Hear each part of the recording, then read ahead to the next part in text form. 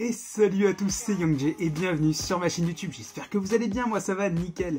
Aujourd'hui on se retrouve pour l'ouverture de 5 boosters rétro et des boosters assez difficiles à se procurer aujourd'hui malheureusement. On va avoir des packs de champions, on va avoir également de la jeunesse ténébreuse 2, on va avoir un paquet premium donc c'est assez vieux quand même.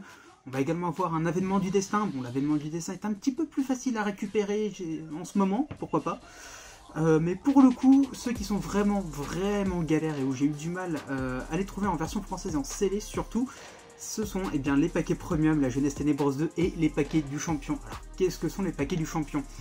Les paquets du champion, ce sont des boosters qui n'étaient possibles de récupérer qu'à la fin de certains tournois, exactement comme pour les OTS ou les Astral Packs dont je vous ai déjà fait l'ouverture sur la chaîne. Bien évidemment, pour ces paquets du champion, j'ai eu un petit peu d'aide pour les récupérer, donc je remercie Matteo Di Giorno, vous pouvez le retrouver sur Facebook. C'est grâce à lui que j'ai pu me les procurer, je lui en ai pris quelques-uns, certains pour l'ouverture d'aujourd'hui, d'autres plus pour ma collection. Donc, je ne sais pas s'il lui en reste encore, mais si jamais c'est le cas, n'hésitez pas à le contacter, vous pourrez trouver votre bonheur chez lui. Bon, je vais arrêter de tergiverser et on va passer tout de suite à l'ouverture, parce que franchement, ça fait un petit moment que je les ai et j'ai vraiment envie de les ouvrir. C'est parti! Ok, donc du coup, comme vous pouvez le voir, on a nos boosters qui sont juste là. Franchement, je sais pas encore par lesquels commencer. Je pense qu'on va se garder les paquets du champion pour la fin. Et on va commencer du coup de ce côté-ci, du côté droit. On va tout de suite voir, donc on va commencer avec l'avènement du destin. Oh là là là là. Il y a quelques ultimates à récupérer à l'intérieur. J'espère en avoir une dans ce booster. On va voir ce que ça peut donner.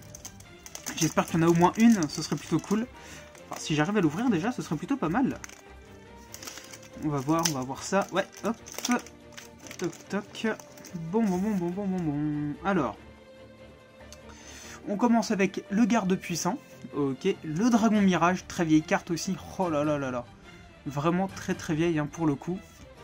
Le terrain de chasse des harpies, toujours sympa à récupérer en sachant que, comme vous le savez, moi je récupère chaque extension en x3. Je vous avoue que ça fait mal au portefeuille, mais franchement, des fois, il vaut mieux que je fasse ça.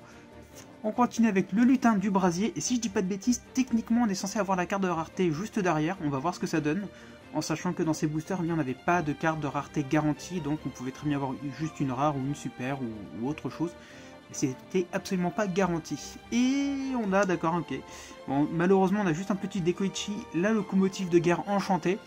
Bon, elle est pas ouf, pour le coup, mais c'est toujours utile. Alors, un effet flip assez intéressant, c'est que lorsque on va flipper cette carte, on va pouvoir piocher une carte.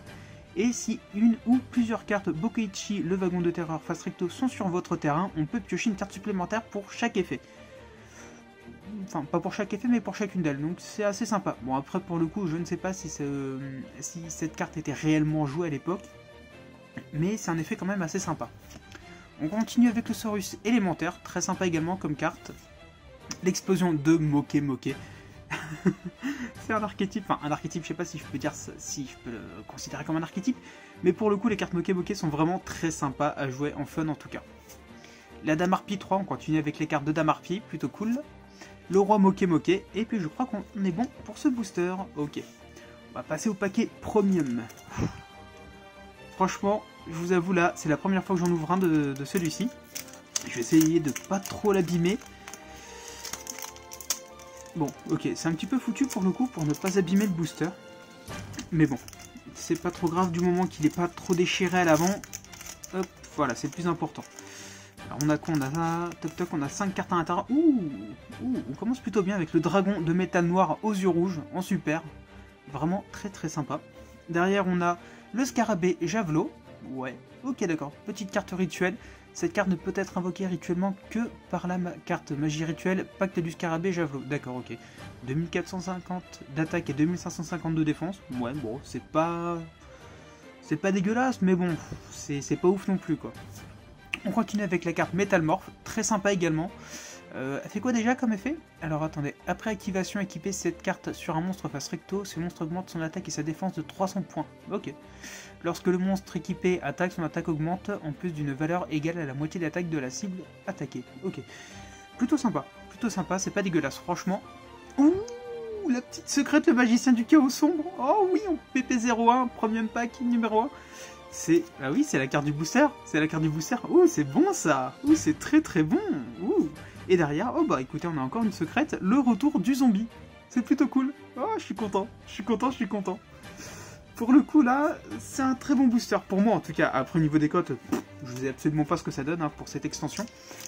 Mais je vous avoue que juste récupérer le magicien du chaos sombre en secret, franchement, c'est pas dégueulasse. Ensuite, on passe à la Jeunesse Ténébreuse 2. Jeunesse Ténébreuse 2, vous le savez très bien, je vous ai déjà ouvert sur la chaîne ce booster. Il y a quelques cartes intéressantes à l'intérieur, j'espère qu'on va pouvoir en récupérer. On va voir ça tout de suite.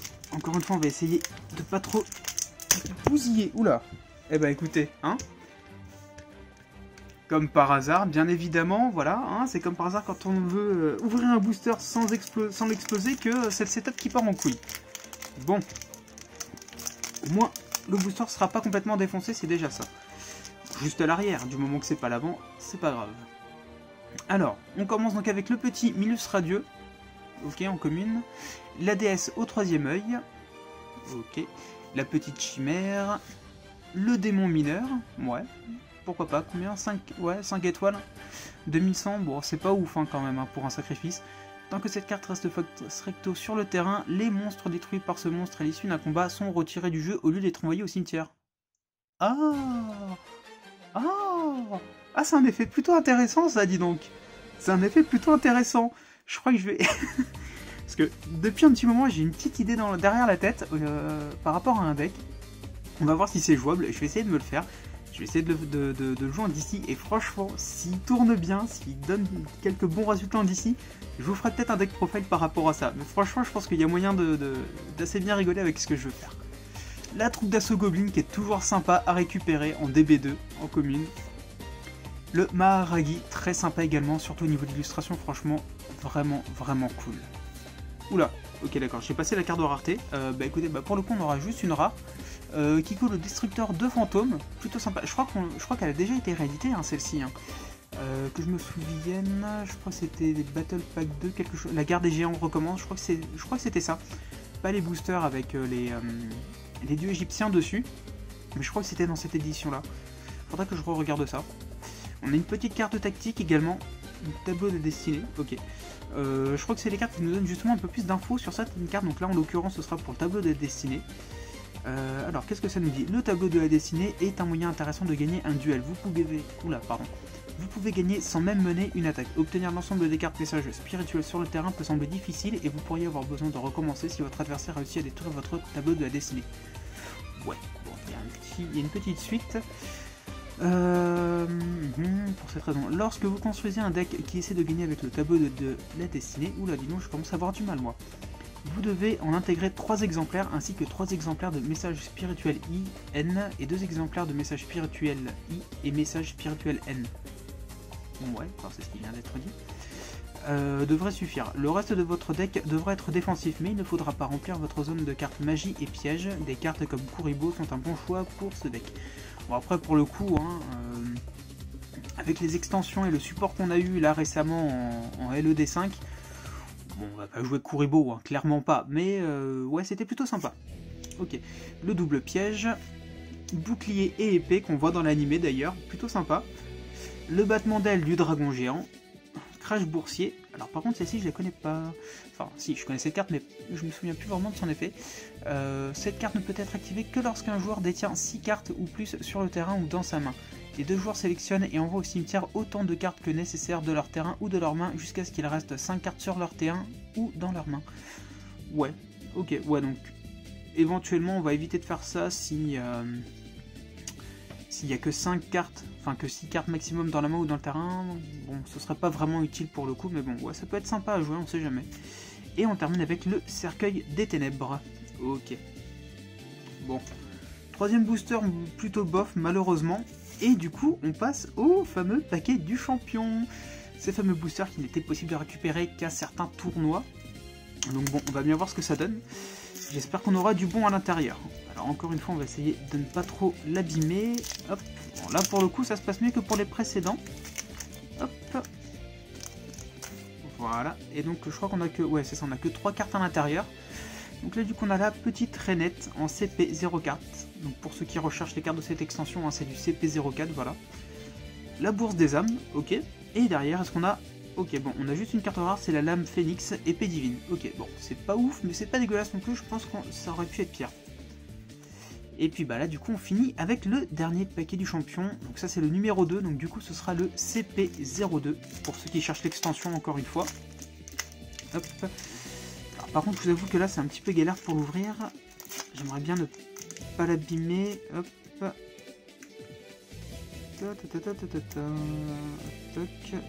Ouais bon alors attendez, voilà ça y est, bon ça aura mis un petit peu de temps mais j'aurais quand même réussi.